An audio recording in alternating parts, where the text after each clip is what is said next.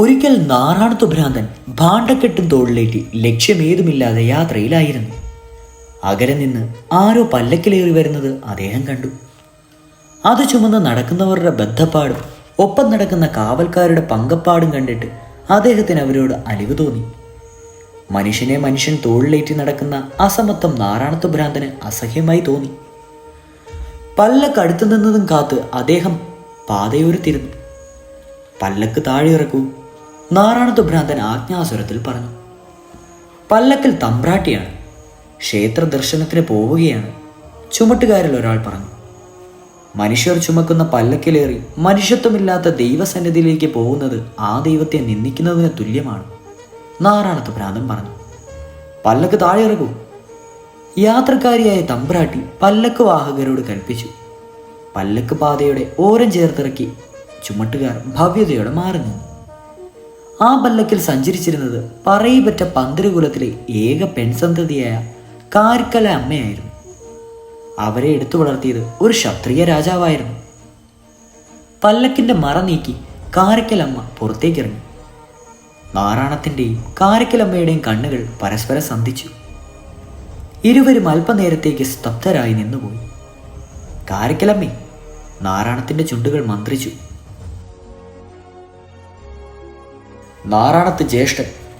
കാരിക്കലമ്മയും തൻ്റെ ഓർമ്മകൾ പുതുക്കി. സഹോദരി ബന്ധത്തിൻ്റെ ആത്മഭാവം അവരുടെ കണ്ണുകളിൽ പൂത്തുലഞ്ഞു. സഹോദരി, നീയാണ് പല്ലക്കിലെന്ന് നാം വിചാരിച്ചില്ല. ഇഷ്ടമില്ലാതിരുന്നിട്ടും ഒളിച്ചോട്ടം പോലെയുള്ള ഈ യാത്ര എനിക്ക് സ്വീകരിക്കേണ്ടി വന്നതിൽ ഖേദമുണ്ട്. മനുഷ്യനെ മനുഷ്യർ ചുമക്കുന്ന അപരിഷ്കൃത പാരമ്പര്യം അവസാനിപ്പിക്കേണ്ട കാലം അതിക്രമിച്ചിരിക്കുന്നു. തൻ്റെ മനസ്സിലെ രോക്ഷം നാരായണത്ത് തുറന്നു പ്രകടിപ്പിച്ചു. ഈ സഹോദരിയുടെ വിഷമാവസ്ഥ മനസ്സിലാക്കുമ്പോൾ ജ്യേഷ്ഠന്റെ പരിഭവം തീരും. എന്നെ എടുത്തു വളർത്തിയ മാതാപിതാക്കൾ ഇഹലോകവാസം വെടിഞ്ഞു. ഭാരിച്ച സ്വത്തിന് ഉടമയായി തീർന്ന എനിക്ക് അല്പം സൗന്ദര്യം കൂടി ഉള്ളതുകൊണ്ട് പല ഭാഗത്തു നിന്നും കശ്മലന്മാരുടെ പ്രലോഭനങ്ങൾ നേരിടേണ്ടി വന്നിരിക്കുകയാണ്. ചിലർക്ക് സ്വത്തുക്കളാണ് ആവശ്യമെങ്കിൽ മറ്റു ചിലർക്ക് എന്നെയാണ് വേണ്ടത്. ഇത്തരമൊരു ധർമ്മസങ്കടത്തിൽ ഞാൻ എങ്ങനെയാണ് സംരക്ഷണം കൂടാതെ യാത്ര ചെയ്യുന്നത്? എനിക്ക് സ്വത്തും വേണ്ട, വിവാഹവും വേണ്ട. ഉള്ളതെല്ലാം ധർമ്മസ്ഥാപനങ്ങൾക്ക് ദാനം ചെയ്തിട്ട് ഭഗവാന്റെ സവിധത്തിൽ തിരുനാമ ജപത്തോടെ കാലം കഴിക്കുവാനാണ് ഞാൻ ആഗ്രഹിക്കുന്നത്. സോദരി, നീ ഞങ്ങളെ മറന്നുവോ? നമ്മുടെ മാതാപിതാക്കളെ വിസ്മരിച്ചുവോ? അതോ നിന്നെ സഹായിക്കുന്നതിന് ഞങ്ങളാരും വരികയില്ലെന്ന് നീ തെറ്റിദ്ധരിച്ചുവോ? ആരാണ് നിന്നെ മാനസികമായി പീഡിപ്പിക്കുന്നത്? അയാൾ ആര് തന്നെ ആയാലും അവന് തക്കതായ ശിക്ഷ കൊടുക്കുവാൻ നമ്മുടെ മാതാപിതാക്കളുടെ ആത്മാക്കൾ നമ്മെ സഹായിക്കാതിരിക്കുകയില്ല. സ്ത്രീലമ്പടനായ ഒരു അഴക്കപ്പനാണ് സദാ എന്നെ പിന്തുടർന്ന് പീഡിപ്പിച്ചുകൊണ്ടിരിക്കുന്നത്. 4-5 ഭാര്യമാരും അത്രത്തോളം തന്നെ ദാസിമാരുമുള്ള അയാളെ ഞാൻ വിവാഹം ചെയ്യണമെന്ന് നിരന്തരമായി ശല്യം ചെയ്തുകൊണ്ടേയിരിക്കുന്നു. അപ്പോൾ അടുത്തടുത്ത് വരുന്ന കുതിരക്കുളമ്പടി ശബ്ദം കേൾക്കപ്പെട്ടു. കാരിക്കലമ്മ പിന്തുടർന്നു വന്നുകൊണ്ടിരുന്നവൻ അഴകപ്പനായിരുന്നു. അതാ അവൻ ഇവിടെയും എത്തിക്കഴിഞ്ഞു. കാരിക്കലമ്മയുടെ സ്വരത്തിൽ ഭീതി കലർന്നിരുന്നു. സമാധാനിക്കൂ സഹോദരി, ഇപ്പോൾ സഹായത്തിന് നാം എവിടെയുണ്ടല്ലോ. കുതിരപ്പുറത്തു നിന്ന് ചാടിയിറങ്ങിയ അഴകപ്പൻ കാരിക്കലമ്മയെ നോക്കി പരിഹാസത്തോടെ ചിരിച്ചിട്ട് പറഞ്ഞു. നമ്മെ കബളിപ്പിച്ചിട്ട് സന്യസിച്ച് കളയാമെന്ന് നീ മനപ്പായസം കുടിച്ചു അല്ലേ? നിന്നെ എന്നല്ല മറ്റാരെയും വിവാഹം കഴിച്ച് ഒരു കുടുംബജീവിതം നയിക്കുവാൻ എനിക്ക് താല്പര്യമില്ല. എന്നെ എൻ്റെ വഴിക്ക് വിട്ടേക്കൂ. ഒരു സഹോദരിയായി എന്നെ കരുതിക്കൂടെ? എടീ കാരക്കൽ സുന്ദരി കോതെ, ഈ അഴകപ്പൻ ഒന്ന് ആഗ്രഹിച്ചാൽ അത് സാധിച്ചിരിക്കും. നിന്നെ സ്വന്തമാക്കുക എന്നത് നമ്മുടെ ചിരകാല സ്വപ്നമാണ്. നീ ഏത് ക്ഷേത്രത്തിലോ കുളത്തിലോ ചെന്ന് ഒളിച്ചാലും നിന്നെ സ്വന്തമാക്കാതെ നാം പിന്മാറുകയില്ല. ഏയ് അതിക്രമശിങ്കമേ, ഞങ്ങൾ ഇത്രയും പേർ ഇവിടെ നിൽക്കുമ്പോൾ ഒരു സ്ത്രീയോട് അപമര്യാദയായി പെരുമാറുവാൻ നിനക്ക് നാണം തോന്നുന്നില്ലേ? നാറാണത്ത് ഭ്രാന്തൻ പ്രതികരിച്ചു. മുഴുഭ്രാന്തനായ നീയാണോ ഇവളുടെ സംരക്ഷകൻ? ഭേഷ്, നാറുന്ന പൊക്കണവും തോളിലിട്ട് ഉരുതുതണ്ടി നടക്കുന്ന നിനക്ക് ഇവിടെ എന്ത് കാര്യം? ഭ്രാന്ത് നിനക്കാണ്, ചെങ്ങലക്കിടേണ്ടത് നിന്നെയാണ്. മനസ്സിൽ ചീഞ്ഞളിഞ്ഞ കുഷ്ഠവുമായി നടക്കുന്ന നിന്നിൽ നിന്ന് വമിക്കുന്ന ദുർഗന്ധം ഈ ലോകത്തിന് ആപത്താണ്. നിഷേധി, നീ നമ്മെ പരിഹസിക്കുന്നു. ഊരിപ്പിടിച്ച വാളുമായി അഴകപ്പൻ നാറാണത്തിനെ വെട്ടുന്നതിനെ പാഞ്ഞെടുത്തു. അത് കണ്ട് കാരിക്കലമ്മയും മറ്റുള്ളവരും സംഭ്രമിച്ചു. കണ്ണുകളിൽ ആളിക്കത്തുന്ന കോപാഗ്നിയുമായി അഴകപ്പൻ തുറച്ചു നോക്കിക്കൊണ്ട് നാറാണത്തു ഭ്രാന്തൻ ഗർജിച്ചു. അടുക്കരുത്, നിൽക്കവിടെ. ആ കൽപ്പന കേട്ട് അഴകപ്പൻ ഒരു പ്രതിമ കണക്കെ സ്തംഭിച്ചു നിന്നു. നാറാണത്ത് ഭ്രാന്തൻ പൊട്ടിച്ചിരിച്ചു. ആ ചിരിയുടെ പൊരുൾ എന്താണെന്നറിയാതെ കാരക്കലമ്മയും മറ്റും ആശ്ചര്യപ്പെട്ടു. സ്ത്രീവർഗത്തിന് ഭീഷണിയായവന് തക്കതായ ശിക്ഷ ഇപ്പോൾ തന്നെ നൽകും. ഇവൻ ആണും പെണ്ണുമല്ലാതെ നപുംസകമായി പോകട്ടെ. നാറാണത്തിൻ്റെ ശാപത്തിയിൽ പൗരുഷം കെട്ടുപോയ അഴകപ്പൻ നിലവിളിച്ചുകൊണ്ട് ഓടിപ്പോയി. അനന്തരം നാറാണത്ത് കാരക്കലമ്മയോട് ചോദിച്ചു, സഹോദരി, നിന്റെ ഭക്തിമാർഗത്തിന് തടസ്സമായി നിൽക്കുന്ന ഈ ശരീര സൗന്ദര്യം നിനക്ക് വേണ്ടെന്നാണോ പറയുന്നത്? അതേ ജ്യേഷ്ഠ, മാംസദാഹികളായ വിടന്മാരിൽ നിന്ന് രക്ഷപ്പെട്ട് ശാശ്വതമായ ആത്മീയതയിൽ ജീവിതം അർപ്പിക്കണമെങ്കിൽ ഈ ദേഹ സൗന്ദര്യം ഉപേക്ഷിക്കുകയേ മാർഗമുള്ളൂ. വാർദ്ധക്യം ഈ ഒരു വരദാനമായി ലഭിച്ചിരിക്കുന്നുവെങ്കിൽ ഞാൻ ആഗ്രഹിക്കുകയാണ്.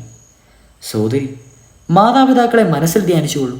നിന്റെ ജീവിതമോഹം സഫലമാകുന്നതിന് അവർ നിന്നെ അനുഗ്രഹിക്കാതിരിക്കുകയില്ല. കാരക്കലമ്മ കണ്ണടച്ചു നിന്ന് മാതാപിതാക്കളെ ധ്യാനിച്ചു.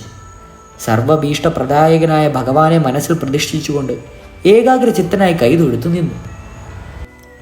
അജ്ഞാതമായ ഒരു പ്രഭാപുരം കാരക്കലമ്മയെ വലയം ചെയ്തു. അടുത്ത ക്ഷണത്തിൽ സുന്ദരഗാത്രിയായിരുന്ന അവർ പടുവൃദ്ധിയായി രൂപാന്തരപ്പെട്ടു. പരിചാരകർ അത്ഭുത പരിന്ദ്രാരായി നോക്കി നിന്നു. കാരക്കലമ്മേ, പറയപ്പെട്ട പന്തിരുകുലത്തിലെ സ്ത്രീരത്നമായ നീ ഇനി മുതൽ ശിവഭക്തിയായ കാരക്കൽ മാതാവ് എന്ന പേരിൽ അറിയപ്പെടും. ഭൂതശരീരത്തോടെ ശിവലോകം പ്രാപിക്കുന്നതിനുള്ള സൗഭാഗ്യവും നിനക്കുണ്ടാവും. ആദിമധ്യാന്തഹീനനും സ്വയംഭൂവുമായ സാക്ഷാൽ ശ്രീ മഹാദേവൻ നിന്നെ മാതാവേ എന്ന് സംബോധനം ചെയ്യും. ഇങ്ങനെ സ്വസഹോദരിയെ അനുഗ്രഹിച്ചിട്ട് പതിവ് രുചിയോടെ എങ്ങോട്ടെന്നില്ലാതെ നാറാണത്ത് നടന്നകന്നു. പറയപ്പെട്ട പന്തിരുകുലത്തിലെ ഒരു അംഗമായ വടുതല നായരെക്കുറിച്ച് എടുത്തു വളർത്തിയ ശൂദ്രകുലത്തിൽപ്പെട്ടവരായിരുന്നുവെന്നാണ് പ്രമാണം. മഹാസിദ്ധനായിരുന്ന ഇദ്ദേഹം മിക്കപ്പോഴും മൗനിയായിട്ടാണ് കാണപ്പെട്ടിരുന്നത്. അപൂർവം ചില സന്ദർഭങ്ങളിൽ മാത്രമേ ഇദ്ദേഹം സംസാരിക്കുമായിരുന്നുള്ളൂ. ഒരിക്കൽ വടുതല നായർ ക്ഷേത്രമതിൽക്കെട്ടിലിന് അപ്പുറത്തുള്ള ഒരു അരയാൽ വൃക്ഷച്ചുവട്ടിൽ ചിന്താമഗ്നനായിട്ടിരിക്കുകയായിരുന്നു. അപ്പോൾ ചില രാജകിങ്കരന്മാർ ഒരു മോഷ്ടാവിനെ അതുവഴി ഓടിച്ചുകൊണ്ടുവന്നു. കിങ്കരന്മാർക്ക് പിടികൊടുക്കാതെ പാഞ്ഞോടിയ കള്ളൻ കളവ് മുതൽ വടുതല നായരുടെ മുമ്പിലിട്ടിട്ട് എവിടെയോ ഓടി ഒളിച്ചു. അവനെ പിന്തുടർന്നു വന്ന രാജകിങ്കരന്മാർ ആൽത്തറയിലിരുന്ന ആളിന്റെ മുമ്പിൽ കളവ് മുതൽ ഇരിക്കുന്നത് കണ്ടിട്ട് കള്ളൻ ഇയാളായിരിക്കുമോ എന്ന് ശങ്കിച്ചു. രാജകിങ്കരന്മാർക്ക് കള്ളന്റെ രൂപം എന്തെന്ന് വ്യക്തമായിരുന്നില്ല. ആൽമര ചൂട്ടിലിരിക്കുന്ന ആളിനെ കണ്ടിട്ട് ഒരു കള്ളനാണെന്നുള്ള ഭാവം തോന്നുന്നുമില്ല. ഇയാൾ കള്ളനല്ലെങ്കിൽ ഇയാളുടെ മുന്നിൽ കളവ് മുതൽ എങ്ങനെ വന്നു? രക്ഷപ്പെടുന്നതിന് കള്ളന്മാർ പല വേഷങ്ങളും കിട്ടിയേക്കാം. രാജകിങ്കരന്മാരിൽ ഒരാൾ വടുതല നായരോട് ചോദിച്ചു, ഹേ മനുഷ്യ, നിങ്ങൾ ആരാണ്? ഈ കളവ് മുതൽ നിങ്ങളുടെ മുന്നിൽ എങ്ങനെ വന്നു? രാജകിങ്കരന്റെ ചോദ്യം കേട്ട് വടുതല നായർ പ്രതികരിച്ചില്ല. അതവരെ ശുണ്ടി പിടിപ്പിച്ചു. എടോ, തനിക്കെന്താ ചെവി കേൾക്കില്ലേ? മര്യാദയ്ക്ക് മറുപടി പറഞ്ഞില്ലെങ്കിൽ തൻ്റെ പുറം ഞങ്ങൾ പൊളിക്കും. അതിന് വടുതല നായർ മൗനം ഭഞ്ജിച്ചതേ ഉള്ളൂ.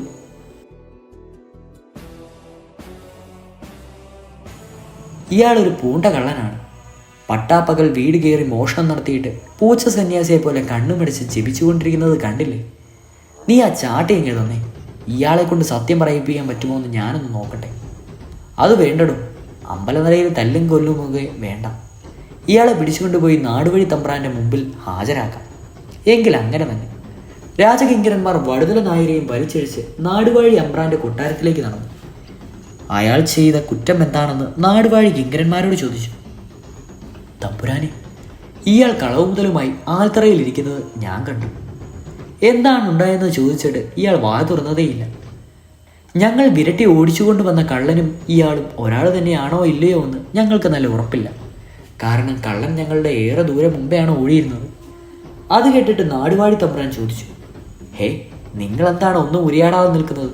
നിങ്ങൾ കള്ളനോ നിരപരാധിയോ? സത്യം എന്താണെന്ന് തുറന്നു പറയും. തമ്പ്രാന്റെ ചോദ്യത്തിനും വടുതല നായർ ഉത്തരമൊന്നും പറയാതെ നിന്നതേയുള്ളൂ. മൗനം ഭജിച്ചതുകൊണ്ട് ചെയ്തു കുറ്റത്തിന് ശിക്ഷ കിട്ടാതിരിക്കുകയില്ല. നിഷേധിത്തരം കാട്ടിയത് ശിക്ഷ കൂടുതലായിട്ടാണ് അനുഭവിക്കേണ്ടതായി വരികയും ചെയ്യും.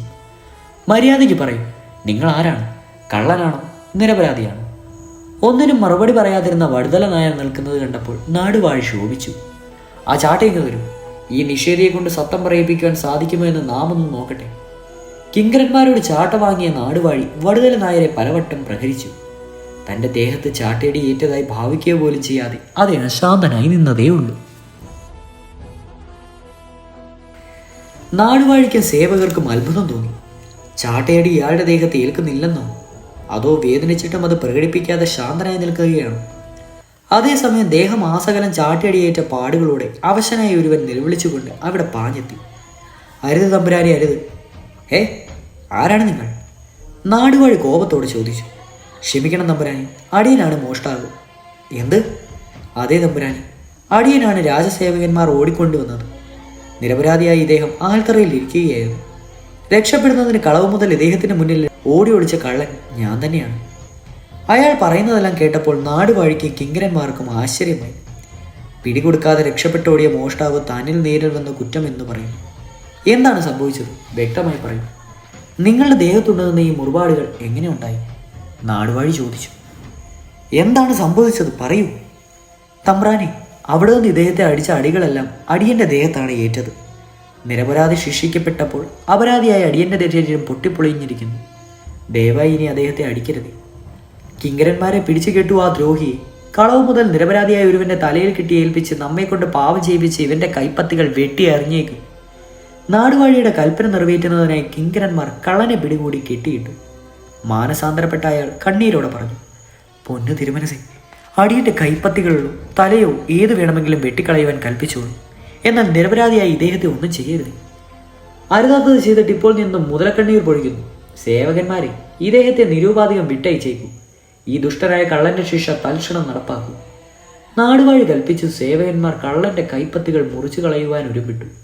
അരുത്, അയാളെ ഒന്നും ചെയ്യരുത്. ചെയ്തുപോയ കുറ്റത്തിന് വേണ്ടത്ര ശിക്ഷ അയാൾ അനുഭവിച്ചു കഴിഞ്ഞിരിക്കുന്നു. മാനസാന്തരപ്പെട്ട് കുറ്റമേറ്റു പറഞ്ഞ് കണ്ണീർ പൊഴിക്കുന്നവനെ വീണ്ടും ശിക്ഷിക്കുമെന്ന് പറയുന്നത് മഹാപാപമാണ്. പശ്ചാത്താപം പ്രായശ്ചിത്തമാണ്. അയാളെ വിട്ടേക്കും. ഇങ്ങനെ കൽപ്പിച്ചിട്ട് വടുതല നായർ അവിടെ നിന്ന് യാത്ര തിരിച്ചു. ആ കൽപ്പന അനുസരിക്കാതിരിക്കുവാൻ നാടുവാഴികൾക്ക് കഴിഞ്ഞില്ല. കള്ളനെ മോചിപ്പിച്ചു. അത്ഭുത സിദ്ധികളുള്ള മഹാൻ ആരാണ്? അദ്ദേഹം താൻ അനീതി കാട്ടിയോ? ഇത്തരം ചോദ്യങ്ങൾ നാടുവാഴിയുടെ മനസ്സിൽ അവശേഷിച്ചു. പറയപ്പെട്ട പന്തരകുലത്തിലെ ഒരു അംഗത്തെ വെള്ളുത്തേടെ ജാതിയിൽപ്പെട്ടവർ എടുത്തു വളർത്തിയിരുന്നതിനാൽ അദ്ദേഹം രചകൻ എന്ന പേരിൽ അറിയപ്പെട്ടു. മറ്റു മക്കളെ പോലെ ഇദ്ദേഹവും ദിവ്യനായിരുന്നു. സദ്ഗുണസമ്പന്നനായ രചകൻ കുലത്തൊഴിലായ അലക്ക് ജോലിയിൽ തന്റെ വളർത്തച്ഛനെ സഹായിച്ചു പോന്നു. ഗ്രാമത്തിലെ പ്രമാണിമാരുടെ ഗൃഹങ്ങളിൽ അലക്ക് ജോലികളെല്ലാം ചെയ്തുകൊണ്ട് കൊടുത്തിരുന്നത് രചകന്റെ കുടുംബക്കാരായിരുന്നു. ഈ തൊഴിലിൽ വൃത്തിയായും കൃത്യനിഷ്ഠതയും ചെയ്തിരുന്നതിനാൽ രചകന്റെയും കുടുംബത്തിന്റെയും പ്രശസ്തിയും ധനശേഷിയും വർദ്ധിച്ചു വന്നു. ഇത് ഗ്രാമത്തിലുള്ള മറ്റലക്കുകാരുടെ ശത്രുതയ്ക്ക് കാരണമായി. രചകരും കുടുംബക്കാരും ആഭിചാര കർമ്മങ്ങളിൽ കൂടിയാണ് നേട്ടമുണ്ടാക്കുന്നതെന്ന് അവർ തെറ്റിദ്ധരിച്ചു.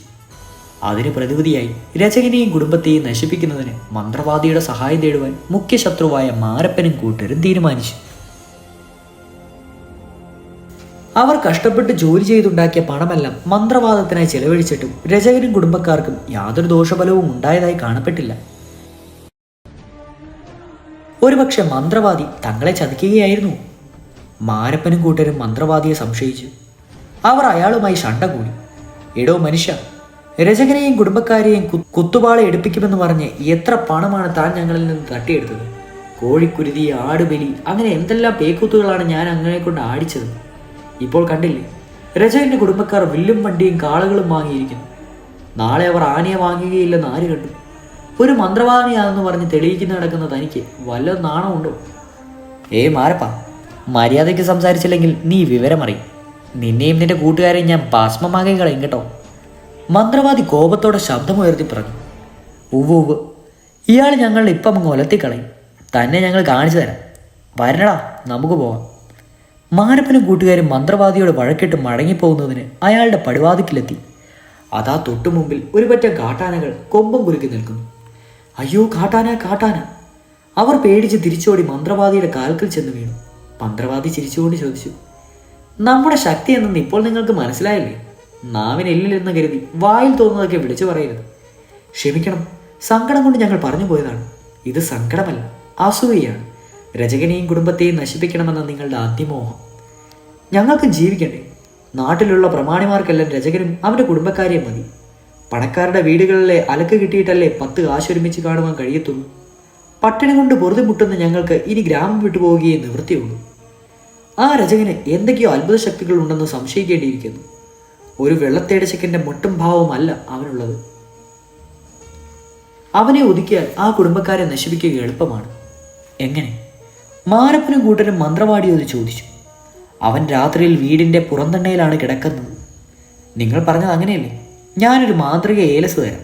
അതവൻ്റെ ശിരസിൽ 3 വട്ടം മുഴിഞ്ഞിട്ട് കാൽ ചുവട്ടിൽ വെച്ചാൽ പിന്നീട് ഒരിക്കലും അവൻ ഉറക്കമുണരുകയില്ല. എന്താ, നിങ്ങൾ ആർക്കെങ്കിലും അങ്ങനെ ചെയ്യാൻ ധൈര്യമുണ്ടോ? മന്ത്രവാദി പറഞ്ഞത് മാരപ്പനും കൂട്ടുകാർക്ക് നന്നേ ബോധിച്ചു. അവർ സന്തോഷത്തോടെ പറഞ്ഞു, അതൊരു നിസ്സാര കാര്യമല്ലേ, അടുത്ത രാത്രിയിൽ തന്നെ ഞങ്ങൾ കാര്യം സാധിച്ചു കൊള്ളാം. മന്ത്രവാദിക്ക് ദക്ഷിണ കൊടുത്ത് മാന്ത്രിക ഏലസും കൊണ്ട് മാരപ്പനും കൂട്ടിനും മന്ത്രവാദിയുടെ പടിയിറങ്ങി. രാത്രിയുടെ നിശബ്ദതയിൽ മാരപ്പനും കൂട്ടുകാരും മാന്ത്രിക ഏലസുമായി രചകന്റെ വീട്ടുപടിയിൽ ചെന്ന് ചേർന്നു. അവിടെ നിന്നുകൊണ്ട് അവർ വീടിനുള്ളിലേക്ക് എത്തി നോക്കി. രചകൻ തിണ്ണയിൽ കിടന്ന് നല്ല ഉറക്കത്തിലാണ്. മാന്ത്രിക ഏലസുമായപ്പോൾ മാരപ്പന്റെയും കൂട്ടുകാരുടെയും കാലുകൾ വല്ലാതെ വിറയ്ക്കുന്നതായി അവർക്ക് തോന്നി. ധൈര്യം അവലംബിച്ചുകൊണ്ട് അവർ സാവകാശം നടന്ന് രാജകന്റെ അടുക്കലെത്തി. അയാൾ നല്ല ഉറക്കത്തിലായോ എന്നറിയാൻ അദ്ദേഹത്തിന്റെ മുഖത്തേക്ക് നോക്കി. അവിടെ മണിമകുടവും മകരകുണ്ടലങ്ങളും അണിഞ്ഞ് അനന്തത്തിനു മീതെ മോഹനിദ്രയിൽ ആണ്ടുകിടക്കുന്ന സാക്ഷാൽ ശ്രീ മഹാവിഷ്ണുവിനെയാണ് അവർ അത്ഭുതത്തോടെ നിന്ന് കണ്ടത്. അവരിൽ ചെവിയിൽ ശംഖനാദം മുഴങ്ങി. വൈകുണ്ഠാവതിയുടെ പാദം സേവിച്ചു കൊണ്ടിരിക്കുന്ന ഭൂമിദേവിയും ശിരം തലപ്പിലേറ്റിയ താലോലിച്ചു കൊണ്ടിരിക്കുന്ന ലക്ഷ്മി ദേവിയെയും അവർ കണ്ട് നയനാന്തരകമായ നാരായണ ദർശനത്താൽ രോമം ചൺവയ്യാത്ത മാരപ്പനും കൂട്ടരും പരിസരം മറന്ന് ഭഗവത് തിരുനാമങ്ങൾ ഉച്ചത്തിൽ ജപിച്ചു. വീടുണർന്നു, പരിസരവാസികൾ ഉണർന്നു. കേട്ടവർ രചകന്റെ വീടുമുറ്റത്ത് തടിച്ചുകൂട്ടി. പരിസര ശബ്ദം മുഴങ്ങിയപ്പോൾ രചകൻ ഉറക്കമുണർന്നു. അദ്ദേഹം ചോദിച്ചു, എന്താണ് ഇവിടെ ആൾക്കൂട്ടം, എന്താണ് ഉണ്ടായത്? ഒന്നും അറിയാത്ത ഭാവത്തിലുള്ള രചകന്റെ ചോദ്യം കേട്ട് നടന്ന സംഭവമെല്ലാം മാരപ്പനും കൂട്ടുകാരും കണ്ണീരോടെ വിവരിച്ചു. ദുഷ്ടന്മാർ സാധുവായ രചകനെയും കുടുംബത്തെയും അസൂയാലുക്കളായ മാരപ്പനും കൂട്ടുകാരും നശിപ്പിക്കുവാൻ നോക്കുന്നു. ദ്രോഹികളായ ഇവരെ വെറുതെ വിട്ടുകൂടാ. പൊതുജനൻ രോക്ഷത്തോടെ പ്രതികരിച്ചു. അവരെ തടഞ്ഞുകൊണ്ട് രചകൻ പറഞ്ഞു, അരുത്, കുറ്റമേറ്റു പറഞ്ഞ് പശ്ചാത്തപിക്കുന്ന ഇവരെ ഉപദ്രവിക്കരുത്. ചെയ്തു പോയത് പാപമാണെന്ന് തിരിച്ചറിഞ്ഞ് പശ്ചാത്തപിക്കുന്നവർ പിന്നീട് ഒരിക്കലും തെറ്റ് ചെയ്യുകയില്ല. കൂട്ടരെ, ആത്മാർത്ഥതയോടെ സ്വന്തം പ്രവൃത്തികൾ ചെയ്യുന്നവർക്ക് ജീവിതത്തിൽ ഉന്നമനം ഉണ്ടാകുകയുള്ളൂ. മന്ത്രവാദിയെ കൂട്ടുപിടിച്ച് ക്ഷുദ്രകർമ്മങ്ങൾ ചെയ്യുന്നത് കൊണ്ട് യാതൊരു ഫലവും ഉണ്ടാകുകയില്ല. നിസ്വാർത്ഥ കർമ്മം കൊണ്ടേ ജീവിത സാഫല്യം ഉണ്ടാകും. രചകന്റെ വാക്കുകൾ കേട്ട് മാരപ്പനും കൂട്ടരും ലജ്ജിതരായി തലതാഴ്ത്തി നിന്നു.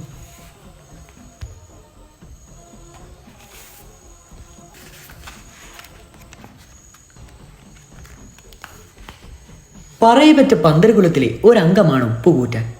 അഗ്നിഹോത്രി, നാറാണത്തു ഭ്രാന്തൻ, പാക്കനാർ, അകുവൂർ ചാത്തൻ, പെരുന്തച്ചൻ എന്നിവരെ പോലെ ഇദ്ദേഹവും പല അത്ഭുത പ്രവൃത്തികളും ചെയ്തിട്ടുണ്ടോ എന്നല്ലാതെ പ്രത്യേകിച്ച് ഐതിഹ്യങ്ങളൊന്നും കാണപ്പെടുന്നില്ല. ഇദ്ദേഹത്തെ എടുത്തു വളർത്തിയത് ഒരു മുഹമ്മദിയനായിരുന്നുവെന്ന് വിശ്വസിക്കപ്പെടുന്നു. ഈ ഉപ്പുകൂറ്റാനെ കുറിച്ച് കേട്ടറിവുള്ള ചില സംഭവങ്ങൾ ചുവടെ ചേർക്കുന്നു. ഇദ്ദേഹത്തെ എടുത്തു വളർത്തിയ മുഹമ്മദിയൻ ഒരു ജാലവിദ്യക്കാരനായിരുന്നു. ഉത്സവ പറമ്പുകളിലും ജനങ്ങൾ കൂടുന്ന പൊതുസ്ഥലങ്ങളിലുമെല്ലാം വിദ്യകൾ പ്രകടിപ്പിച്ച് കിട്ടുന്ന ധനം കൊണ്ടാണ് ഇയാൾ ഉപജീവനം നടത്തിയിരുന്നത്. ഇയാൾക്ക് ഭാര്യയോ മക്കളോ അടുത്ത ബന്ധുക്കളോ ഉണ്ടായിരുന്നില്ല. കടപ്പൂര എന്ന ഗ്രാമത്തിലെ ചേരി പ്രദേശത്ത് ഒരു കുട്ടിൽ കെട്ടിയാണ് ഇയാൾ താമസിച്ചിരുന്നത്. എപ്പോഴും ഓരോ ദിക്കുകളിലേക്കുള്ള സഞ്ചാരത്തിനായിരുന്നതിനാൽ ഇയാൾ വല്ലപ്പോഴും മാത്രമേ ആ കുടിലെത്തുമായിരുന്നുള്ളൂ.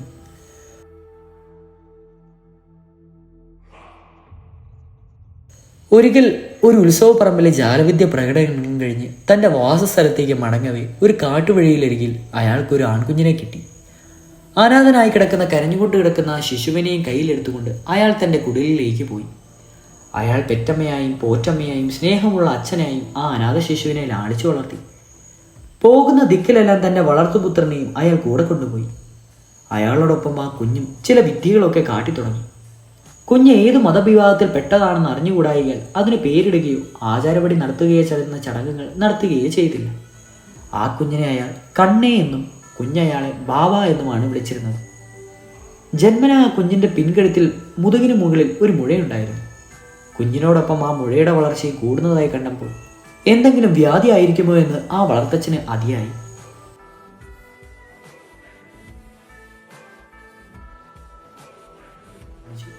അയാൾ പല വൈദ്യന്മാരുടെ അടുക്കലും കുഞ്ഞിനെ കാണിച്ചു.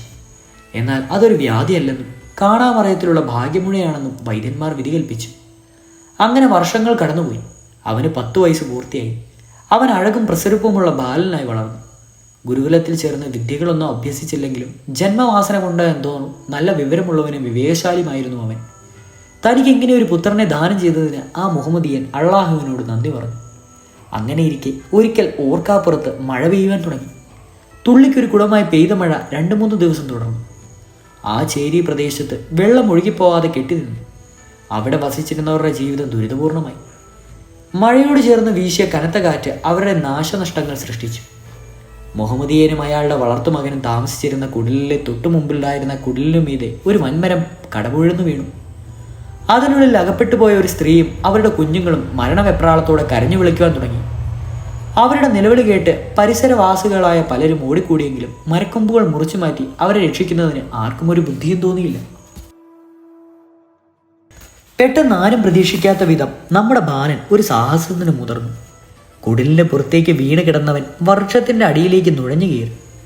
തൻ്റെ കഴുത്തിന് പുറകിലുള്ള മുഴ ആ വൃക്ഷത്തടിയിൽ കൊള്ളയടിച്ച് ഒരു അഭ്യാസിയെ പോലെ നിവർന്ന് ആ വൻമരം അനായാസേനെ ദൂരേക്ക് തള്ളി നീക്കി. ആ ചെറുബാലന്റെ അമ്പരിപ്പിക്കുന്ന ശക്തി കണ്ട് അവിടെ കൂടി നിന്നവർ അത്ഭുതപ്പെട്ടു. വളർത്തച്ഛനായ മുഹമ്മദിയൻ വാത്സല്യത്തോടെ തൻ്റെ പുത്രനെ ആശ്ലേഷിച്ച് അവൻ്റെ മൂർധാവിൽ ചുംബിച്ചു. എല്ലാവരും കൂടി കുടിൽ പൊളിച്ചു മാറ്റി കുഞ്ഞുങ്ങളെയും സ്ത്രീയെയും രക്ഷിച്ചു. അപ്പോഴേക്കും മഴയും കാറ്റുമെല്ലാം ശമിച്ചിരുന്നു. പ്രകൃതി ശാന്തമാവുകയും മാനം തെളിഞ്ഞിരിക്കുകയും ചെയ്തു. അന്നു മുതൽക്കലാണ് ആ ബാലന് ഉപ്പുകൂറ്റൻ എന്ന് പേരുണ്ടായത്. കാളകളുടെ കഴുത്തിന് പിന്നിൽ കാണപ്പെടുന്ന മുഴയ്ക്ക് സാധാരണയായി പറയാറുള്ളത് ഉപ്പേ എന്നാണല്ലോ. അതേപോലെ പിൻകഴുത്തിന് കീഴിലുള്ള ഉപ്പിൽ കയറ്റി വെച്ച് കൂറ്റം വൃക്ഷം ഒറ്റയ്ക്ക് തട്ടിമാറ്റിയതിനാലാണ് നാട്ടുകാർ സന്തോഷത്തോടെ അവനെ പ്രശംസിച്ച് ഉപ്പുകൂറ്റൻ എന്ന് വിളിക്കുന്നത്. എന്നാൽ മുഹമ്മദിയൻ കണ്ടെടുത്തു വളർത്തിയത് കൊണ്ട് ബാലൻ ബുദ്ധിമാനും ശക്തിമാനുമാവാൻ അറിയുവാൻ കഴിഞ്ഞതോടെ ആ നാട്ടിലെ ഹിന്ദു പ്രമാണികൾ അവരുടെ പേരിൽ അവകാശം സ്ഥാപിക്കുവാനും ജാതിമത ഭേദങ്ങൾ ഉയർത്തിക്കാട്ടി ബാലനെ തങ്ങൾക്ക് വിട്ടുകിടക്കണമെന്ന് വാദിക്കുവാനും തുടങ്ങി. പെട്ടെന്നുണ്ടായ അവകാശ പ്രശ്നത്തിൽപ്പെട്ട് ആ പാവം മുഹമ്മദിയൻ്റെ സ്വസ്ഥത നഷ്ടപ്പെട്ടു. അയാൾ ഒരു സാധി മനുഷ്യനായും നിർധനമായിരുന്നതിനാൽ അധികമാരും അയാളുടെ പക്ഷം പറയുവാനോ അയാൾക്ക് വേണ്ടി വാദിക്കുവാനോ ഉണ്ടായിരുന്നില്ല. ഈ പ്രശ്നത്തിൽ നേതൃത്വം നൽകിയ യാതും ജാതിമത ചിന്ത ഒരു വിഭാഗം ജനങ്ങളിൽ അടിപ്പേൽപ്പിച്ചതും ആ ദേശത്തെ ധനികനായ ഒരു നമ്പൂതിരിയാണ്. അങ്ങനെയിരിക്കെ കടപ്പൂര് മഹാദേവി ക്ഷേത്രത്തിൽ ഉത്സവത്തിന് തുടക്കമായി. ഉത്സവ പറമ്പിൽ ജാലവിദ്യകൾ നടത്തുന്നതിന് മുഹമ്മദിയൻ തയ്യാറെടുപ്പുകൾ തുടങ്ങി. എന്നാൽ ആ വർഷം ക്ഷേത്രം ഭാരവാഹികൾ അയാൾക്ക് അതിനുള്ള സ്ഥലം അനുവദിച്ചു കൊടുത്തില്ല. പകരം മായാജാല പ്രകടനങ്ങൾ നടത്തുന്നതിന് പ്രദേശത്തു നിന്നുള്ള ഒരാളെ നമ്പൂതിരി ഏർപ്പാട് ചെയ്യുകയും ചെയ്തു. ഇതറിഞ്ഞപ്പോൾ അയാൾക്ക് വളരെ സങ്കടമായി. അങ്ങനെ പരദേശിയായി ഒരുവന്റെ മായാജാല പ്രകടനങ്ങളും മേടാവിദ്യകളും ഇക്കൊല്ലം ഉണ്ടായിരിക്കുന്നതിനാണെന്ന് വിളംബരം ചെയ്യപ്പെട്ടു. അന്നേ ദിവസം കാഴ്ചകൾ കണ്ടു രസിക്കുന്നതിന് അമ്പലപ്പറമ്പിൽ നിരവധി ആളുകൾ തടിച്ചുകൂടി. കൂട്ടത്തിൽ മുഹമ്മദിയനും ഉപ്പുകൂറ്റനും ഉണ്ടായിരുന്നു. ജാലവിദ്യ ആരംഭിച്ചു. ഒടുവിൽ ഒരു ചുവന്ന കമ്പളം നിലത്ത് വിരിച്ചിട്ട് ജാലവിദ്യക്കാരൻ പറഞ്ഞു, മാലോകരെ, ഈ നിലത്ത് വിരിച്ചിരിക്കുന്നത് വെറുമൊരു സാധാരണ കമ്പളമല്ല, ഇത് പറക്കും കമ്പളമാണ്. ഇതിൽ കയറിയിരുന്ന് ഞാൻ ആകാശത്ത് പറക്കുവാൻ പോകുന്നു. ഇങ്ങനെ പറഞ്ഞിട്ട് അയാൾ പരവതനയിൽ ചമറം പടിഞ്ഞിരുന്നു. എന്നിട്ട് ചില മന്ത്രങ്ങൾ ഉരുവിട്ടുകൊണ്ട് തൻ്റെ വലതു കൈ കിഴക്കോട്ടും മേലോട്ടും പലവട്ടം ചലിപ്പിച്ചു. ഉടനെ കമ്പളം സാവകാശത്തിൽ മേൽപോട്ട് ഉയർന്നു. കാണികൾ ഹർഷാരവം മുഴക്കി. അത്ഭുതം, മഹാത്ഭുതം എന്ന് അവർ വിളിച്ചു പറഞ്ഞു. അല്പനേരം ആകാശത്ത് പറന്നു നടന്നിട്ട് കമ്പളം നിലത്തിറങ്ങി. ഉടനെ ക്ഷേത്ര ഭാരവാഹികളും നമ്പൂതിരിയും നാടുവാഴിയുമെല്ലാം അയാൾക്ക് നിരവധി പാരിതോഷികങ്ങൾ കൊടുത്തു. കമ്പളത്തിൽ നിന്നിറങ്ങി അത് ചുരട്ടി തൻ്റെ ഭണ്ഡാരത്തിലേക്കിട്ട് ആ പരദേശി പറഞ്ഞു, ഇവിടെ ചില്ലറ ജാലവിദ്യക്കാരുണ്ടെന്ന് ഞാൻ കേട്ടു. അവരെ ഞാനിതാ വെല്ലുവിളിക്കുന്നു. ആരെങ്കിലും ഇത്തരമൊരു വിദ്യ ഈ സമക്ഷത്ത് അവതരിപ്പിക്കുകയാണെങ്കിൽ എനിക്ക് കിട്ടിയ സകല സമ്മാനങ്ങളും അവർക്ക് അങ്ങ് കൊടുക്കുന്നതാണ്. മാത്രമല്ല എൻ്റെ സ്വന്തം വകയായി 1000 വെള്ളിപ്പണമോ സമ്മാനിക്കുന്നതാണ്. തന്നെ ഉദ്ദേശിച്ചാണ് അയാൾ അങ്ങനെ പറഞ്ഞതെന്ന് അത് നമ്പൂതിരിയുടെ സൂത്രമാണെന്നും മുഹമ്മദിയന് മനസ്സിലായി. പക്ഷേ എന്ത് ചെയ്യാം, വയറ്റിൽ പിടിപ്പിന് വേണ്ടിയുള്ള ചില ചില്ലറ വിദ്യകൾ മാത്രമേ അയാൾ അഭ്യസിച്ചിരുന്നുള്ളൂ. അതുകൊണ്ട് അയാൾ ഒരക്ഷരം ഉരിയാടിയില്ല. എന്നാൽ ഉപ്പുകൂറ്റന് സഹിച്ചില്ല. തൻ്റെ വളർത്തച്ഛൻ്റെ കണ്ണുകൾ നിറഞ്ഞിരിക്കുന്നത് ആ ബാലൻ കണ്ടു. അവൻ പറഞ്ഞു, ഇയാളുടെ വെല്ലുവിളി ഞാൻ സ്വീകരിക്കുന്നു. എന്നാൽ മറ്റൊരു നിബന്ധന കൂടിയുണ്ട്. ഇയാൾ തോറ്റാൽ പിന്നീട് ഒരിക്കലും ഈ ദേശത്ത് കാലുകുത്തരുത്. ഞാൻ പരാജയപ്പെടുകയാണെങ്കിൽ എൻ്റെ വളർത്തച്ഛനും ഞാനും ഈ നാട് വിട്ടുപോയിക്കൊള്ളാം. ഈ വ്യവസ്ഥ ഇയാൾക്ക് സമ്മതമാണെന്ന് ഈ സദസ്യരുടെ മുന്നിൽ വെച്ച് സത്യം ചെയ്യണം. എന്താ, സമ്മതമാണോ? 100 വട്ടം സമ്മതമാണ്. അഹങ്കാരിയായ പരദേശി പറഞ്ഞു. പൽമണം പോലും മാറിയിട്ടില്ലാത്ത ഈ പാവം പയ്യൻ എന്തു ചെയ്യാനാണ്? അയാളുടെ ഭാവം ഇതൊക്കെയായിരുന്നു. എന്നാൽ മുഹമ്മദിയൻ്റെ മനസ്സിൽ തീ കത്തി ആളുകയായിരുന്നു. ജാലവിദ്യയുടെ ബാലപാഠം പോലും അഭ്യസിച്ചിട്ടില്ലാത്ത തൻ്റെ മകൻ എന്തു ഭാവിച്ചിട്ടാണ് ഇങ്ങനെ അബദ്ധം വിളിച്ചു പറയുന്നത്? നാടുവാഴിയും നമ്പൂതിരിയും ക്ഷേത്രം ഭാരവാഹികളും കാണികളും ഒന്നും മനസ്സിലാക്കാതെ ബാലനെ തന്നെ അതിശയത്തോടെ നോക്കിക്കൊണ്ടേയിരുന്നു. തൽക്ഷണം അനേകം ഹിംസ്ര ജന്തുക്കൾ വായും പിളർന്ന് ഗർജിച്ചുകൊണ്ട് കാഴ്ചക്കാരുടെ മുമ്പിൽ പ്രത്യക്ഷപ്പെട്ടു. അവർ ഭയപ്പാടോയെ അയ്യോ വിളിച്ചുകൊണ്ട് പിന്തിരിഞ്ഞോടി. അപ്പോഴതാ തിരിഞ്ഞോടി വന്നവരുടെ തൊട്ടുമുമ്പിൽ മറ്റൊരു കൂട്ടം സിംഹങ്ങൾ. അയ്യോ, രക്ഷിക്കണേ, രക്ഷിക്കണേ! പ്രാണഭീതിയോടെ നാടുവാഴിയും നമ്പൂതിരിയും ക്ഷേത്രം ഭാരവാഹികളും കാണികളായ ജനങ്ങളും കൂട്ടത്തോടെ നിലവിളിച്ചു. അക്കൂട്ടത്തിൽ പരദേശിയായ ജാലവിദ്യക്കാരനും ഉണ്ടായിരുന്നു. ഈ മഹാത്ഭുതം എങ്ങനെ സംഭവിച്ചു എന്നറിയാതെ ഉപ്പുകൂറ്റൻ്റെ വളർത്തച്ഛൻ അവൻ്റെ മുഖത്തേക്ക് ആശ്ചര്യത്തോടെ നോക്കി. ഇതുകൊണ്ടൊന്നും തീർന്നിട്ടില്ല എന്ന ഭാവത്തിൽ ആ അത്ഭുത ബാലകൻ കണ്ണിറുക്കി പുഞ്ചിരിച്ചു. അടുത്ത ക്ഷണത്തിൽ അവിടെ കാട്ടുമൃഗങ്ങൾ പോയിട്ട് ഒരു കട്ടുറുമ്പിൻ്റെ കുഞ്ഞിനെ പോലും കാണുവാനില്ലായിരുന്നു. സകലരും എന്തോ മഹാവിപത്തിൽ നിന്ന് കഷ്ടപ്പെട്ട് രക്ഷപ്പെട്ട പോലെ സമാശ്വസിച്ചു. അടുത്ത ക്ഷണത്തിൽ തങ്ങളുടെ ഉടുവസ്ത്രങ്ങൾ കൂടി അനേകം പാമ്പുകൾ ഇഴഞ്ഞു കയറുന്നതായി അവർക്ക് തോന്നി. അയ്യോ, പാമ്പ് പാമ്പ്! വീണ്ടും അവിടെ കൂട്ടക്കരച്ചിലായി. പലരും തങ്ങളുടെ ഉടുവസ്ത്രങ്ങൾ ദൂരേക്ക് വലിച്ചെറിയുവാൻ തുടങ്ങി. അക്കൂട്ടത്തിൽ പരദേശിയായ മോടി വിദ്യക്കാരനും ഉണ്ടായിരുന്നു. അന്നു രാത്രി മുഴുവനും നമ്പൂതിരിയുടെ മനസ്സ് കുറ്റബോധത്താൽ വേവലാതിപ്പെടുകയായിരുന്നു. ആ പാവം മുഹമ്മദിയനെ അമ്പലപ്പറമ്പിൽ നിന്ന് ഒഴിവാക്കരുതായിരുന്നു. എത്ര സ്നേഹവാത്സല്യത്തോടെയാണ് അയാൾ ഉപ്പുകൂറ്റിനെ ലാളിച്ചു വളർത്തിയത്. സ്നേഹം ഒരിക്കലും നിഷേധിച്ചുകൂടാ. അത്ഭുത സിദ്ധിയുള്ള ഉപ്പുകൂറ്റൻ എന്ന ബാലൻ അയാളുടെയോ എൻ്റെയോ മാത്രം സ്വന്തമല്ല, അവൻ ഈ ദേശത്തിൻ്റെ പൊതുസ്വത്തനാണ്. ഇങ്ങനെ മനസ്സിൽ ഓരോന്നുദ്ദേശിച്ച് നമ്പൂതിരി സ്വസ്ഥമായി കിടന്നുറങ്ങി. അടുത്ത ദിവസം അതിരാവിലെ നമ്പൂതിരി കുളിയും മറ്റും കളഞ്ഞ് പൂജയ്ക്കിടെ ദേവാപുരയിൽ പ്രവേശിച്ചു. അദ്ദേഹം ഒരു പൂവെടുത്ത് മന്ത്രങ്ങൾ ഉരുവിട്ടുകൊണ്ട് മഹാവിഷ്ണു വിഗ്രഹ തൃപ്പാദങ്കത്തിൽ അർപ്പിക്കുവാൻ കൈനീട്ടി. അപ്പോൾ അവിടെ ചലിക്കുന്ന 2 കൊച്ചുപാദങ്ങൾ കണ്ട് ആശ്ചര്യത്തോടെ ശിരസ്സുയർത്തി നോക്കി. അതാ വിഗ്രഹം വെച്ചിരുന്ന പീഠത്തിന്മേൽ ബാലനായി ഉപ്പുകൂറ്റാൻ മന്ദസ്മിതത്തോടെ നിൽക്കുന്നു. ഭക്തി പരാവശ്യത്താൽ നിറകണ്ണുകളോടെ നമ്പൂതിരി ആ പാവന തൃപ്പാദങ്ങളിൽ പൂക്കൾ അർപ്പിച്ചു. തുടർന്ന് അദ്ദേഹം പൂജിച്ച ഈശ്വര വിഗ്രഹങ്ങളിലെല്ലാം ഉപ്പുകൂറ്റൻ്റെ ദേവചൈതന്യം പ്രകാശിച്ചു നിൽക്കുന്നത് സ്പഷ്ടമായി കണ്ടു. പൂജകളെല്ലാം പൂർത്തിയാക്കിയ നമ്പൂതിരി ധാരാളം ദ്രവ്യങ്ങളും മറ്റു ഭൃത്യന്മാരെ കൊണ്ട് അടുപ്പിച്ചുകൊണ്ട് ദൈവാംശമായ ഉപ്പുകൂറ്റനെ ദർശിക്കുന്നതിന് ആ മുഹമ്മദീയൻ്റെ താമസസ്ഥലത്തേക്ക് ഉറപ്പെട്ടു. എന്നാൽ തൽനാൾ വരെ താമസിച്ചിരുന്ന ഓലക്കുടലിൽ അവർ ഉണ്ടായിരുന്നില്ല. അവർ എവിടേക്കാണ് പോയതെന്ന് പരിസരവാസികളും അറിഞ്ഞുകൂടായിരുന്നു. ഒരു ദേശത്തിൻ്റെ മാത്രം സ്വത്താകുവാൻ ഇഷ്ടപ്പെടാതിരുന്നതിനാൽ ഈ വിശാല ലോകത്തിൻ്റെ പൊതുസ്വത്തായിത്തീരുന്നതിന് ഉപ്പുകൂറ്റാനെ ദൈവാംശകൻ തൻ്റെ വളർത്തച്ഛനായ മുഹമ്മദീയനോടൊപ്പം എങ്ങോട്ടോ പുറപ്പെട്ടു പോയിരിക്കും.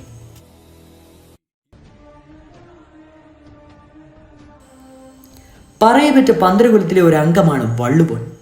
വള്ളോൻ സമുദായത്തിൽപ്പെട്ടവരാണെങ്കിലും എടുത്തു വളർത്തിയതായതുകൊണ്ടാവാം ഈ സമുദായത്തിൻ്റെ പേരിൽ അദ്ദേഹം അറിയപ്പെട്ടത്. കൃഷിപ്പണിയും പായ് നെയ്തുമായിരുന്നു ഈ സമുദായക്കാരൻ്റെ പ്രധാന തൊഴിലുകൾ. പന്തരകുലത്തിൽപ്പെട്ട ഇദ്ദേഹത്തെക്കുറിച്ച് ഐതിഹ്യക്കാർ കൂടുതലായൊന്നും പ്രതിപാദിച്ചിട്ടില്ല. മറ്റുള്ളവരെ പോലെ വള്ളുപോനും അത്ഭുതസിദ്ധികളും മറ്റും ഉണ്ടായിരുന്നു. ഒരു മഹാനായിരുന്നുവെന്ന് അനുമാനിക്കാനേ കഴിയുള്ളൂ. തന്നെ എടുത്തു വളർത്തിയവിടെ കാലശേഷം വള്ളോൻ സ്ഥിരമായ ഒരു സ്ഥലത്ത് പാർക്കുകയോ ജോലി എടുക്കുകയോ ചെയ്തിരുന്നില്ല. നന്നേ ചെറുപ്പം മുതൽ ഇദ്ദേഹത്തിന് നാടുചുറ്റലൊരു ഹരമായിരുന്നു. അപ്രകാരമുള്ള സഞ്ചാരത്തിനിടയിൽ ഒരിക്കൽ അദ്ദേഹം ഹരിപുരം എന്ന ഗ്രാമത്തിൽ എത്തിച്ചേർന്നു. പ്രകൃതി മനോഹരവും സമ്പൽ സമൃദ്ധവുമായിരുന്ന ആ ഗ്രാമപ്രദേശം അവിടുത്തെ ചേതോഹരമായ കാഴ്ചകളും നിറഞ്ഞു നിന്നിരുന്ന പ്രശാന്തിയും കണ്ണിനും മനസ്സിലും ഒരുപോലെ ഹിതകരമായി തോന്നിയതിനാൽ വള്ളോൻ കുറച്ചു കാലം അവിടെ തങ്ങുവാൻ തീരുമാനിച്ചു. എന്തെങ്കിലും ആഹാരം ഭിക്ഷയായി കിട്ടിയാൽ അത് ഭക്ഷിച്ചും രാത്രിയിൽ ഉറക്കം വരുമ്പോൾ എവിടെയെങ്കിലും കിടന്നുറങ്ങിയും വള്ളോൻ ആ ഗ്രാമത്തിൽ കഴിഞ്ഞുകൂടി. അങ്ങനെയിരിക്കും ഒരു ദിവസം പകൽ നേരത്ത് എങ്ങോട്ടെന്നില്ലാതെ ഓരോരോ കാഴ്ചകളും കണ്ടുകൊണ്ട് വള്ളോൻ യാത്ര ചെയ്തുകൊണ്ടിരുന്നപ്പോൾ പിന്നിൽ നിന്ന് ആരോ ഉച്ചത്തിൽ വിളിക്കുന്ന ശബ്ദം കേട്ടു. ഹേയ്, ഇങ്ങോട്ടൊന്ന് വേഗം വരണേ. ശബ്ദം കേട്ട സ്ഥലത്ത് ചെന്നപ്പോൾ വഴിമധ്യത്തിൽ ഒരു യാത്രാമഞ്ചിൽ ഇറക്കി വെച്ചിരിക്കുന്നതും പല്ലക്ക് വാഹനമായിരിക്കാൽ അവിടെ കുഴഞ്ഞു വീണ് കിടക്കുന്നതും കണ്ടു. മറ്റൊരാൾ സംഭ്രമത്തോടെ അയാളുടെ അടുത്ത് നിൽക്കുന്നു. യാത്രക്കാരനായ മേലാളൻ നമ്പൂതിരിയാകട്ടെ അസഹിഷ്ണുതയോടെ ഒരിത്തിരി മാറി നിന്ന് തൻ്റെ മേൽവസ്ത്രം മടക്കി പിടിച്ച് വീശിക്കൊണ്ടേയിരിക്കുന്നു. ഹേയ്, ഇദ്ദേഹത്തിന് ഇല്ലത്തെത്തുവാൻ ധൃതിയുണ്ട്. ഈ മഞ്ചലിൻ്റെ ഒരു ഭാഗം തോളിലേറ്റിക്കൊണ്ട് അവിടം വരെ ഒന്ന് വന്നുകൂടി? പല്ലക്ക് വാഹകയിൽ ഒരാൾ വള്ളോനോട് ചോദിച്ചു. എവിടം വരെ? ഇവിടെ നിന്ന് എത്ര ദൂരം കാണുമെന്ന് പറഞ്ഞില്ലല്ലോ. ഏറിയാൽ ഒരു 3 നാഴിക, അത്ര ദൂരം തന്നെ കാണും. ഓഹോ, അത്രയേ ഉള്ളൂ. എന്നാൽ ഇദ്ദേഹത്തിന് അത്രയധികം നടന്നു പോയിക്കൂടെ? ഇപ്പോൾ തിടുക്ക് നോക്കേണ്ടത് വഴിയിൽ വീണ് കിടക്കുന്ന ഈ മഞ്ചൽ ചുമട്ടുകാരനെയല്ലേ? ഛേ ഏപ്യ, അസംബന്ധം പറയുന്നു. നോം ആരാണെന്ന് നീ വിചാരിക്കുന്നത്? മേലാളൻ നമ്പൂതിരി പൊട്ടിത്തെറിച്ചു. എല്ലാവരെയും പോലെ ഒരു സാധാരണ മനുഷ്യൻ, ജനന മരണാദികളുള്ള ഒരു ശരാശരി ജീവി. അതിൽ കവിഞ്ഞുള്ള വിശേഷതകളൊന്നും അങ്ങിൽ ഞാൻ കാണുന്നില്ല. ഉത്തരം മുട്ടിയപ്പോൾ നമ്പൂതിരിയുടെ വള്ളോൻ തുടർന്നു. അങ്ങ് വിഷമിക്കേണ്ട. മഞ്ചലിൻ്റെ ഒരു ഭാഗത്തെ തണ്ട് തോളിലേറ്റിക്കൊണ്ട് ഞാൻ എത്ര ദൂരം വേണമെങ്കിലും നടക്കാം. പക്ഷെ അവശനായി വീണ് കിടക്കുന്ന ഈ പാവം ചുമട്ടുകാരനെ കൂടി മഞ്ചലിൽ കയറ്റുവാൻ അനുവദിക്കണം. വള്ളോൻ്റെ അപേക്ഷ കേട്ടിട്ട് നമ്പൂതിരി ചോദിച്ചു. ഈ അഴുക്കുചാലിൽ വീണ് കിടക്കുന്ന വൃത്തികെട്ട ചുമട്ടുകാരനെ ഞാൻ കയറ്റണമെന്നോ? അത് കേട്ട് വള്ളോൻ പരിഹാസ സ്വരത്തിൽ ചോദിച്ചു. തിരുമേനി, അഴുക്കിൽ നിന്നല്ലേ താമരപ്പൂ ഉണ്ടാകുന്നത്? ആ പൂവിൽ നിന്നുകൊണ്ടല്ലേ ബ്രഹ്മദേവൻ സൃഷ്ടി നടത്തുന്നത്? ആ പൂവുകളാളല്ലേ നിങ്ങൾ വൈകുണ്ഠത്തിലെ അർപ്പിക്കുന്നത്? അന്നമേകുന്ന നെല്ല് വിളയുന്ന അഴുക്കുചാലിൽ നിന്നല്ലേ? അതെല്ലാം പോകട്ടെ, അത്തരത്തിലുള്ള അഴുക്കിൽ നിന്നല്ലേ ഞങ്ങൾ ഉൾപ്പെടെയുള്ള ജീവികൾ അഴുക്കറിഞ്ഞ ഈ മണ്ണിൽ പിറന്നു വീണത്? വള്ളോന്റെ വിശദീകരണം കേട്ട് നമ്പൂതിരി അന്തം വിട്ടു നിന്നുപോയി. ഇത്രയധികം ജ്ഞാനസമ്പത്ത് നേടിയിട്ടുള്ള ഇയാൾ ആരായിരിക്കും? വേഷം കണ്ടിട്ട് പ്രാകൃതനായ ഒരു അധികൃതനാണെന്ന് തോന്നുന്നു. നിങ്ങൾ ആരാണ്? പേരെന്താണ്? എവിടെ നിന്ന് വരുന്നു? എവിടേക്ക് പോകുന്നു? വിസ്മയാധീനമായ നമ്പൂതിരി പല ചോദ്യങ്ങളും ഒരുമിച്ച് വള്ളുവനോട് ചോദിച്ചു. പൊരുളറിഞ്ഞുകൂടാത്ത ഈ ചോദ്യത്തിന് ഉത്തരമറിയുന്നവന് ഭൂമി സ്വർഗതുല്യമാണ്, അതറിഞ്ഞുകൂടാത്തവന് ഇവിടെ നരകതുല്യവും. അതൊക്കെ പോട്ടെ, ഈ പാവം ചുമട്ടുകാരനെ കൂടി മഞ്ചലിൽ കയറ്റുവാൻ അനുവദിക്കുകയാണെങ്കിൽ മഞ്ചലിന്റെ ഒരു ഭാഗത്തെ തണ്ട് തോളിലേറ്റി നിങ്ങളെ ഞാൻ സഹായിക്കാം. അത് കേട്ട് അല്പനേരം എന്തോ ചിന്തിച്ചിട്ട് നമ്പൂതിരി പറഞ്ഞു, അത് സാധ്യമല്ല. ഈ ചുമട്ടുകാരനെ മഞ്ചലിലേറ്റി ചുമന്നുകൊണ്ട് വൈദ്യരുടെ അടുത്തേക്ക് കൊണ്ടുപോയിക്കൊള്ളൂ. നിങ്ങളുടെ പിന്നാലെ ഞാൻ നടന്നു വന്നോളാം. നിങ്ങളുടെ ജ്ഞാനത്തിനു മുന്നിൽ അത്രയ്ക്ക് മഹത്വമേ ഇരിക്കുള്ളൂ. നമ്പൂതിരി സ്നേഹത്തിന്റെ ഭാഷയിൽ സംസാരിച്ചു. അവിടെ ഒരു മേലാളന്റെ കൃത്രിമമായ മുഖം മൂടിയഴിഞ്ഞു വീണു. അദ്ദേഹം ഒരു യഥാർത്ഥ മനുഷ്യനായി മഞ്ചലിൽ നിന്ന് നടന്നു. പിന്നീട് വള്ളുവനുമായി നടത്തിയ ഹ്രസ്വമായ സംഭാഷണത്തിൽ നിന്നും അദ്ദേഹം പാണ്ഡിത വരോണ്യനായ വരരുചിയുടെ 12 മക്കളിൽ ഒരാണെന്നും മേളത്തോൾ അഗ്നിഹോത്രിയുടെ അനുജനാണെന്നും നമ്പൂതിരിക്ക് ബോധ്യമായി. അതോടെ വള്ളുവനോടുള്ള അദ്ദേഹത്തിന്റെ ബഹുമാനം പല മടങ്ങായി വർദ്ധിച്ചു. എന്നാൽ ഇക്കാര്യം തൽക്കാലം ആരോടും പറയരുതെന്നും വള്ളുവൻ ആവശ്യപ്പെട്ടതനുസരിച്ച് നമ്പൂതിരി ആ രഹസ്യം പുറത്താരോടും പറഞ്ഞില്ല. നമ്പൂതിരി തന്റെ ഇല്ലത്തോട് ചേർന്നുള്ള ഉപഗ്രഹത്തിൽ വള്ളുവനെ താമസിപ്പിക്കുകയും ഭക്ഷണകാര്യങ്ങൾ തന്റെ ഇല്ലത്തു നിന്ന് തന്നെ ഏർപ്പാടുകയും ചെയ്തു. കുറേ ദിവസങ്ങൾ കഴിഞ്ഞപ്പോൾ നമ്പൂതിരി തന്റെ ഉപഗ്രഹത്തിൽ കീഴ്ജാതിക്കാരിയായ ഒരു വള്ളുവനെ പൊറപ്പിച്ചിരിക്കുന്ന കാര്യം മറ്റുള്ള പല നമ്പൂതിരന്മാരും അറിഞ്ഞു. അതോടെ അവരുടെ ഇടയിൽ യാതൊരു ചർച്ചാവിഷയമായി തീർന്നു. ആ വള്ളുവൻ എത്ര തന്നെ മഹാനായിരുന്നാലും ഒരു നമ്പൂതിരിയുടെ ഉപഗ്രഹത്തിൽ കയറ്റി താമസിച്ചിരിക്കുന്നത് അത് ബ്രാഹ്മണകുലത്തിന് തന്നെ അപമാനമാണ്. നമ്പൂതിരിമാരെല്ലാവരും കൂടി ചെന്ന് ഗ്രഹസ്ഥൻ നമ്പൂതിരിയെ ചോദ്യം ചെയ്യുകയും ഉടനെ വള്ളുവനെ ഉപഗ്രഹത്തിൽ നിന്ന് ഇറക്കി വിടണമെന്ന് ആവശ്യപ്പെടുകയും ചെയ്തു. എന്നാൽ ഗൃഹസ്ഥൻ നമ്പൂതിരി അതിന് തയ്യാറായില്ല. ക്ഷുഭിതരായ മറ്റു നമ്പൂതിരന്മാർ ഗൃഹസ്ഥൻ നമ്പൂതിരിക്ക് ഭക്ഷണം കൽപ്പിക്കുന്നതും ഭീഷണം മുഴക്കിയിട്ട് ദേഷ്യത്തോടെ അവരോട് നിന്ന് ഇറങ്ങിപ്പോയി. കാര്യം പന്തുകേടാകുമെന്നായപ്പോൾ സത്യം അവരോടുകൂടി പറഞ്ഞുകൊള്ളട്ടെ എന്ന് നമ്പൂതിരി വള്ളുവനോട് ചോദിച്ചു. സമയമായില്ല, വരട്ടെ എന്ന് മാത്രമേ അപ്പോൾ വള്ളുവൻ സമാധാനമായി പറഞ്ഞുള്ളൂ. അങ്ങനെയിരിക്കെ ഒരു ദിവസം ഉച്ചസമയത്ത് ക്ഷേത്രത്തിനടുത്തുള്ള വേദപാഠശാലയിൽ പഠിച്ചിരുന്ന ഉണ്ണികളിൽ ഒരാൾ കാലിലെഴുതി കുളത്തിൽ വീണു. കരയ്ക്കിൽ നിന്ന് മറ്റു ഉണ്ണികൾ കരഞ്ഞു. വിളിച്ച് ബഹളം കൂട്ടി ഉച്ചപൂജ കഴിഞ്ഞ് സമയമായിരുന്നതിനാൽ ക്ഷേത്ര പരിസരത്തൊന്നും ആരും ഉണ്ടായിരുന്നില്ല. ആ നേരത്ത് അതിലെ പോയ വള്ളവും കുട്ടികൾ കരയുന്ന ശബ്ദം കേട്ട് ഓടിച്ചെന്ന് കുളത്തിൽ ചാടി ഉണ്ണിയെ രക്ഷിച്ചു. അമ്പലക്കുളം അശുദ്ധമാകുന്ന കാര്യമൊന്നും അപ്പോൾ വള്ളുവൻ ഓർത്തില്ല. പിന്നീട് അത് വലിയ പ്രശ്നമായി തീർന്നു. താഴ്ന്ന ജാതിയിൽപ്പെട്ട ഒരുവൻ അമ്പലക്കുളം അശുദ്ധമാക്കിയിരിക്കുന്നു. അതിന് കാരണക്കാരൻ അവനെ ഉപഗ്രഹത്തിൽ പാർപ്പിച്ചിരിക്കുന്ന നമ്പൂതിരിയാണെന്നും അവനെ ഭ്രഷ്ടാനമാക്കണമെന്നും കുളത്തിലിറങ്ങിയ അഹങ്കാരിയായ അധികൃതനെ കഠിനമായി ശിക്ഷിക്കണമെന്നും ബ്രാഹ്മണ സഭ കൂടി തീരുമാനിച്ചു. എന്നാൽ തങ്ങളുടെ ഉണ്ണിയുടെ വിലപ്പെട്ട ജീവൻ രക്ഷിച്ചത് അവരിൽ ഒരാൾ പോലും ഊകാരിയായ വള്ളുവനോട് വാദിച്ചില്ല. ഒടുവിൽ ഗൃഹസ്ഥൻ നമ്പൂതിരിക്കും കുടുംബത്തിനും ഭ്രഷ്ട് കൽപ്പിക്കണമെന്നായപ്പോൾ വള്ളുവൻ നമ്പൂതിരിയുടെ മുമ്പിൽ പ്രത്യക്ഷപ്പെട്ട് പറഞ്ഞു, തങ്ങളുടെ ഒരു ഉണ്ണി അമ്പലക്കുളത്തിൽ മുങ്ങി മരിച്ചാലും വേണ്ടില്ല, ആ ഉണ്ണിയുടെ ജീവൻ രക്ഷിക്കുന്നതിന് ഒരു അധികൃതൻ കുളത്തിലിറങ്ങിയത് മഹാ അപരാധമായെന്ന് കരുതുന്ന നിങ്ങളുടെ ജാതി ചിന്ത അത്ഭുതവാഹം തന്നെ. കുളം അശുദ്ധമായിരിക്കുന്നത് ഞാനും അതിന് കാരണക്കാരനുമായ ആ ഉണ്ണിയുമാണല്ലോ. ഒരു കുരുന്ന് ജീവൻ രക്ഷിക്കുന്നതിന് അമ്പലക്കുളം അശുദ്ധമാക്കിയ പെരുംകുറ്റം ഞാൻ സ്വയം ഏറ്റിരിക്കുന്നു. നിങ്ങൾക്കെന്നെ ശിക്ഷിക്കുകയും ചെയ്യാം. പ്രശ്നം അമ്പലക്കുളവും അശുദ്ധവുമാകിയാൽ എൻ്റെ കൈകാലുകൾ ബന്ധിച്ച് എന്നെ കുളത്തിലേക്ക് എറിഞ്ഞു കൊല്ലുക. അല്ലാത്ത പക്ഷം ആ ഉണ്ണിയെ ബന്ധിച്ച് വീണ്ടും കുളത്തിലേക്ക് വലിച്ചെറിയുക. അതുകൊണ്ടുണ്ടാവുന്ന അശുദ്ധം മാറി നിന്നുള്ള സകല പരാക്രിയകളെയും ഞാനിവിടെ വരുത്തുന്നു. അതുകൊണ്ടുണ്ടാവുന്ന അശുദ്ധം മാറുന്നതിനുള്ള സകല പരിഹാരക്രിയകളും ഞാനിവിടെ വരുന്നതിന് കാരണകരമായ നമ്പൂതിരി ചെയ്തുകൊള്ളും. എന്താണ് വേണ്ടതെന്ന് നിങ്ങൾ തീരുമാനിക്കും. അത് കേട്ട് ആഢ്യന്മാരായ നമ്പൂതിരിമാർ ആദ്യം ഒന്ന് പകച്ചുപോയി. പിന്നീട് അവർ ഇങ്ങനെ ചിന്തിച്ചു, അധികൃതനായ നിഷേധിയെ കൈകാലുകൾ ബന്ധിച്ച് ആഴമുള്ള കുളത്തിലേക്ക് വലിച്ചെറിഞ്ഞാൽ പിന്നീട് അവൻ്റെ ശല്യം ഒരിക്കലും ഉണ്ടാകുകയില്ല. ശുദ്ധികർമ്മ പരിഹാര ക്രിയകൾക്കായി നമ്പൂതിരിയോട് നല്ലൊരു തുക ഈടാക്കുകയും ചെയ്യാം. ഇങ്ങനെ നിശ്ചയിച്ച നമ്പൂതിരിമാർ ചില ഭൃത്യന്മാരെ വള്ളോന്റെ കൈകാലുകൾ ബന്ധിക്കുന്നതിനായി നിയോഗിച്ചു. കാഴ്ചക്കാരനായ ഗ്രാമത്തിലെ മിക്ക ജനങ്ങളും അമ്പലക്കുളയിൽ കൂടി നിന്നു. ഭൃത്യന്മാർ ഉറപ്പുള്ള കൈകൊണ്ട് വള്ളുവന്റെ കൈകൾ കാൽ കെട്ടി കുളത്തിന്റെ നടുവിലേക്ക് വലിച്ചെറിഞ്ഞു. വള്ളോൻ അമ്പലക്കുളത്തിന്റെ ആഴമുള്ള മധ്യഭാഗത്ത് താണു. കാഴ്ചക്കാർ വീഴ്പടക്കി നിന്നു. അങ്ങനെ ഒരു കശ്മലന്റെ കഥ കഴിഞ്ഞുവല്ലോ എന്ന് വരേണ്യർ ആശ്വസിച്ചു. എന്നാൽ അവരുടെ പ്രതീക്ഷ തെറ്റിച്ചുകൊണ്ട് ശംഖചക്ര ഗതപാതൽമാതികരിയായ സാക്ഷാൽ ശ്രീ മഹാവിഷ്ണു കുളത്തിന്റെ മധ്യഭാഗത്തു നിന്ന് ഉയർന്നു വന്നു. അത്യത്ഭുതകരമായ ആ ദിവ്യദർശനം കണ്ട് കോരിത്തിരിച്ചു പോയ നമ്പൂതിരിമാർ ഭഗവാനെ ശ്രീ മഹാവിഷ്ണുവെ വൈകുണ്ഠപതി ജനാർദ്ദന കേശവ മധുസൂദന മാധവ ഋഷികേശ എന്ന ഭയഭക്തി പുരസ്കാരം വാഴ്ത്തി സ്തുതിച്ചു. എന്നാൽ കാഴ്ചക്കാരായി അവിടെ കൂടെ നിന്നവർക്ക് വെള്ളത്തിൽ നിന്ന് ഉയർന്നു വന്ന വള്ളുവൻ എന്നേ തോന്നിയുള്ളൂ. അടുത്ത ക്ഷണത്തിൽ വെള്ളത്തിന് മീതെ ചുവടുകൾ വെച്ച് നടന്ന വള്ളുവൻ കരയ്ക്ക് കയറി. സാധാരണക്കാർ അത്ഭുത കാഴ്ച കണ്ട് ഭ്രമിച്ചു നിന്നപ്പോൾ നമ്പൂതിരിമാർ ഭഗവാനെ നേരിട്ട് ദർശിക്കുവാൻ സാധിച്ച അനുഭൂതികളോടെ നിലത്ത് വീണ് ദണ്ഡനമസ്കാരം ചെയ്തു. അടുത്ത നിമിഷം സകലരെയും ഒരുപോലെ അമ്പരിപ്പിച്ചുകൊണ്ട് വള്ളുമോൻ എന്ന ദൈവാംശൻ അവിടെ നിന്ന് അന്തർദാനം ചെയ്യുകയും ചെയ്തു. ഇതോടുകൂടി പറയപ്പെട്ട പന്തരുകുലം എന്ന പുസ്തകം പണ്ഡിറ്റ് എൻ കൃഷ്ണൻ നായർ രചിച്ച ഈ പുസ്തകത്തിൻ്റെ ഓഡിയോ ബുക്ക് ടോക്ക് സെൻസ് ഇവിടെ അവസാനിപ്പിക്കുകയാണ്. ഇതുവരെ നമ്മളോട് കൂടി തുടർന്ന എല്ലാവർക്കും 1000 നന്ദി. അടുത്തൊരു കഥയുമായി വീണ്ടും വരുന്നതാണ്.